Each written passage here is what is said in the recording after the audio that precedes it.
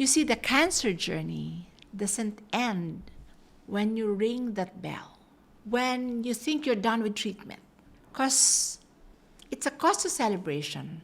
However, you have a whole survivorship years ahead of you. There's a fear and anxiety that isn't talked about enough. Everyone assumes that the hard part is really over, and the problem is that support at this point sometimes has the tendency to taper off. The people who used to call you, the people who sends you text messages, it starts dying down.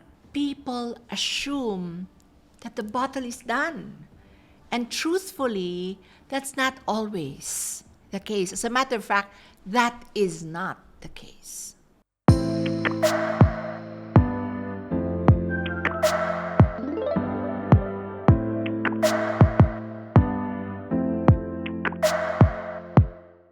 So for today's episode, I want to discuss something that really struck a chord with me and obviously left a serious impression when I had to go through life after cancer and the various challenges that pop up that we don't really think about when we're so focused on the healing and getting better or trying to get through a treatment day by day. Of course, it starts off as such an exciting phase, right? I experience it too. You're given the green light, you're clear. Congratulations on fighting the good fight and beating the odds. It's amazing. Loved ones cries and they rejoice. There's just a big sigh of relief, like a weight of the world is finally lifted off your shoulders, and then stillness. You see, the cancer journey doesn't end when you ring that bell, when you think you're done with treatment, because it's a cause of celebration. However, you have a whole survivorship years ahead of you. When everything is said and done, and you're left alone with your thoughts, that's when it hits you, and you ask yourself, what now?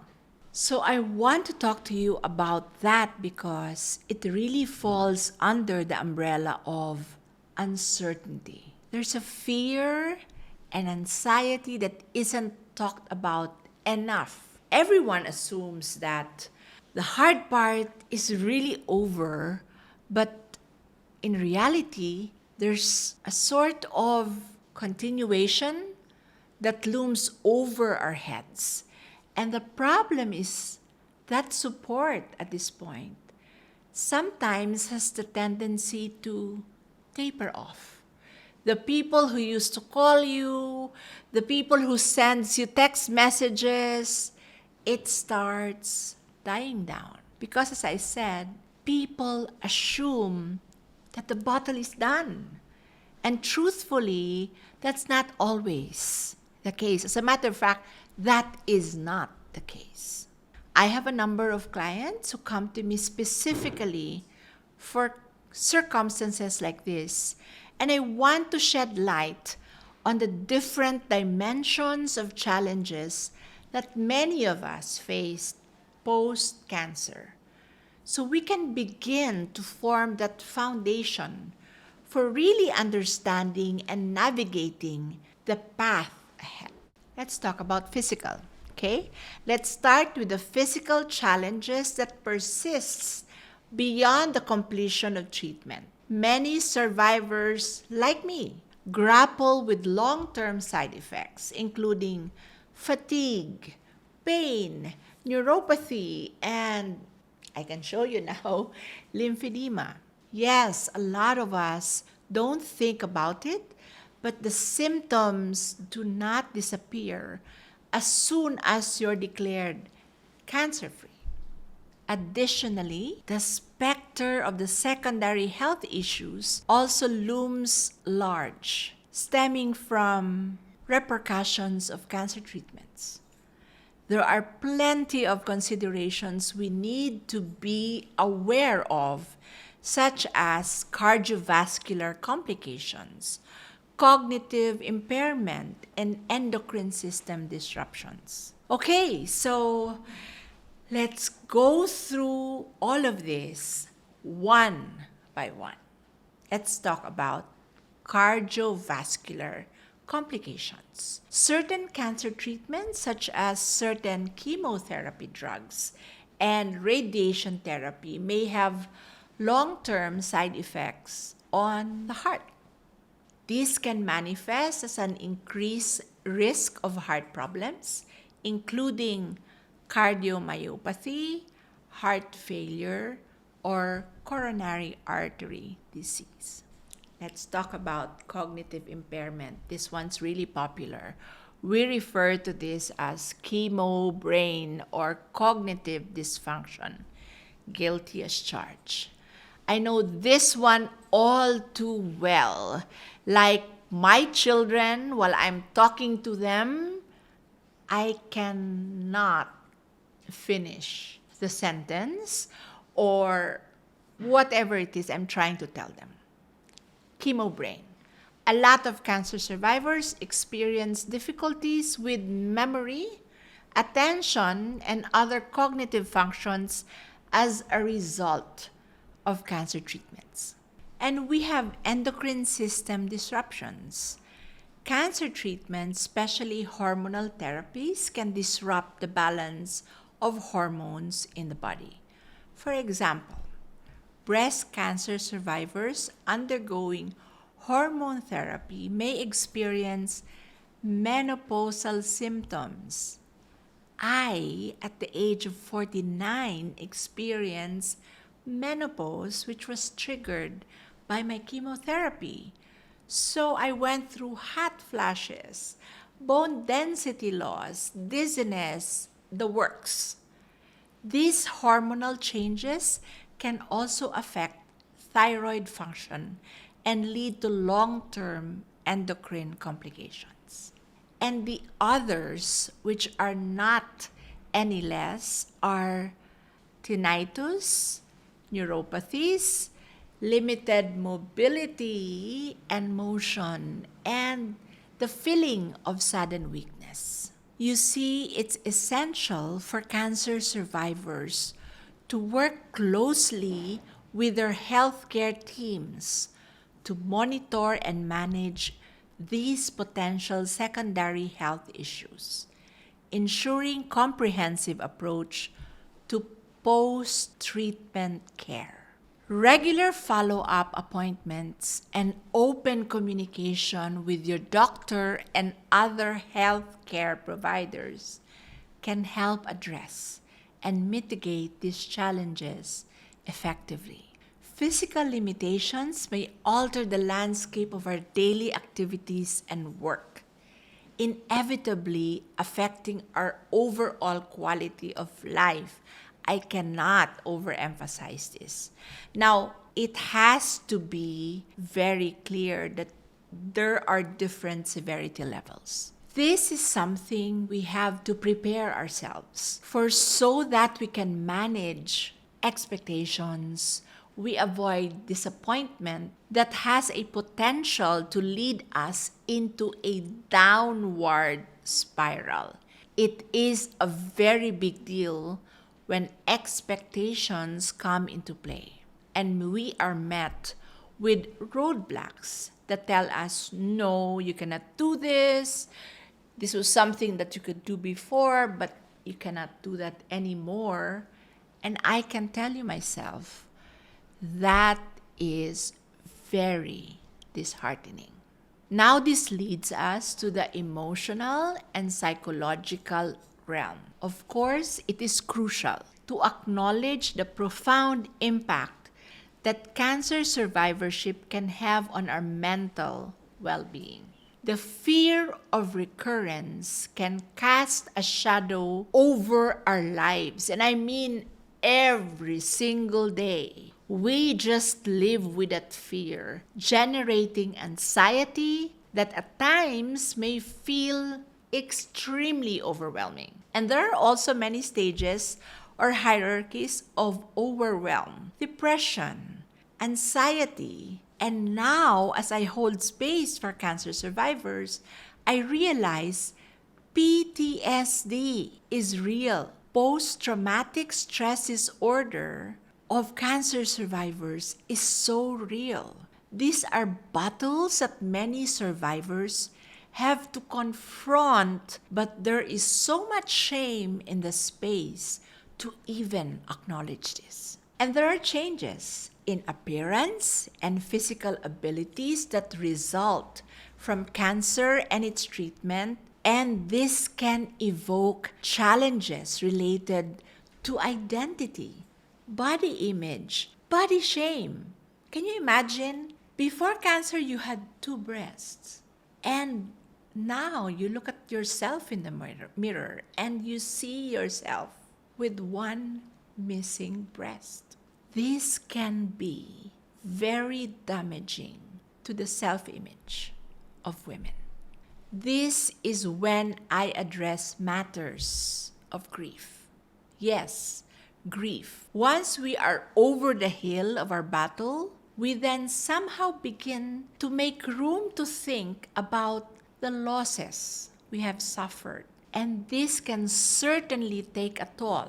It's natural to entertain thoughts of, it used to be like this, I used to be able to do this, I used to be able to spend a lot of time on this, all the used to.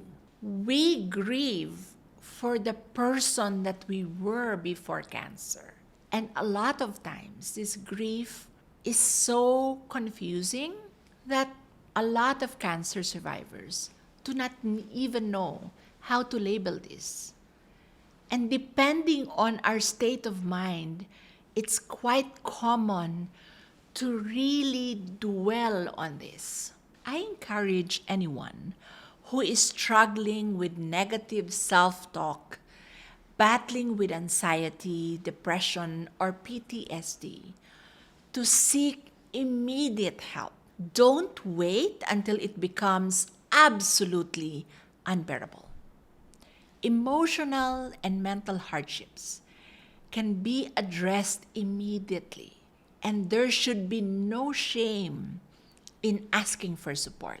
I'd rather we nip it in the bud instead of waiting for it to grow and fester to the point that we are now faced with overgrown complications. And the worst is, we find ourselves getting sick again. There are tools that you can learn to manage all of these symptoms, and you can curb further issues by tackling them head on, one by one, no matter how small or insignificant you feel they might be. All right, please don't hesitate to seek support. There are plenty of support groups, communities, and professionals who are equipped for instances like this. Reach out now and get connected. We are more than happy to hold space for you through these challenging times. This now segues us to the social and relational sphere. It is not uncommon to experience feelings of isolation and loneliness. It is very normal. The intricate nature of our experiences may leave some of us feeling disconnected from friends and family who may struggle to comprehend the depth of our journey.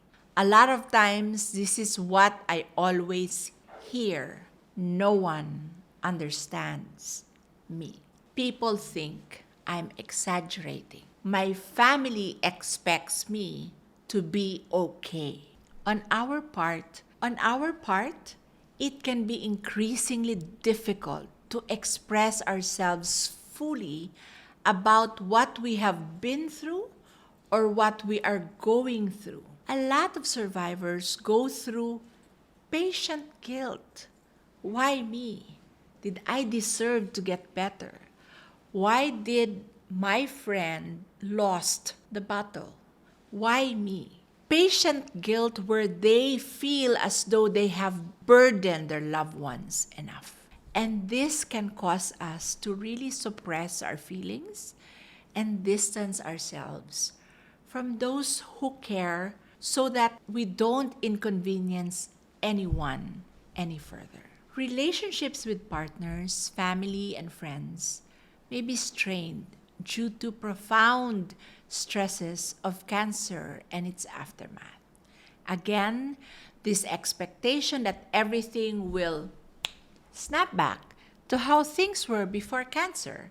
It's done. It's finished. You can now go back to our normal lives. And let's be real. Nobody wants this process not to be done and over with as much as we do, meaning us, cancer survivors and patients. Unfortunately, it's not always that simple. The reality is that cancer changes us, all of us, and moving forward requires a shift. There is a transition that still needs to happen, and this can take time. Returning to our roles in the family, going back to work, and community can be a challenging adjustment, further complicating our social dynamics. This is when I encourage you to really move forward with a little bit of kindness and grace as you can possibly grant yourself. Firm boundaries will need to be clarified, and open communication is crucial. There is no need to over-explain ourselves, but we also shouldn't leave people hanging, meaning we shouldn't expect our families to understand if we have not explained to them what we are going through. We can ask for understanding and patience by simply saying, I need some space, or I'm still feeling and processing things. I need some time. Or, as I always suggest to people, qualify how love and support looks like to you at this point that you are adjusting to your life after cancer. I understand that this takes a certain level of courage to admit that we are not entirely okay, or even the risk of disappointing our loved ones. To this I say, push forward anyway. There's a huge amount of freedom that comes with being able to express ourselves openly. And now is not the time to store further emotional burdens. You have every right to express yourself. And how people choose to respond to that is not your problem. Sorry, not sorry, but our priority has to be focused on our own next steps. Let's move to the practical and the financial aspects of the matter. This is the last but certainly not the least. Practical and financial challenges add another layer of complexity. The pursuit of employment and the continuity of your career may be hindered by all your physical limitations or gaps in your employment history. Despite global efforts to raise awareness, there can still be misconceptions and biases related to cancer survivors in the workplace, potentially leading to discriminations or maybe even discomfort among colleagues. This is something very close to my heart because I purposely told everyone in the office when I was working while on chemotherapy and when I got back after, I told them, do not count me out. I will do my work as passionately as I have. Only this time, I will have boundaries. Employers might also wonder how we will fare in comparison to other applicants or other employees. And because cancer treatment often requires extended leave of absences, these breaks can result in employment gaps, which may be viewed skeptically by potential employers. There is also the concern that rapid advancements in technology and industry changes during a hiatus can lead to the perception that a cancer survivor's skills may be outdated. But as I said, it is an added layer of complexity. However, I'd like to add also and emphasize that these are matters out of our control. We can only do our best to troubleshoot potential obstacles and move forward as best as we can. Trouble with employment then highlights the financial burden. Cancer treatment can deplete all our savings and lead to considerable debts, which means it becomes increasingly difficult to handle the stress that comes with looking for a suitable employment. Adding to this, navigating the intricacies of health insurance and ensuring ongoing medical care can prove to be a complex and challenging task. These are few of the things we need to think about going back into the workplace should it be an option. This has been the Life Doula podcast, and I'm glad to have you tune in. I will see you again soon.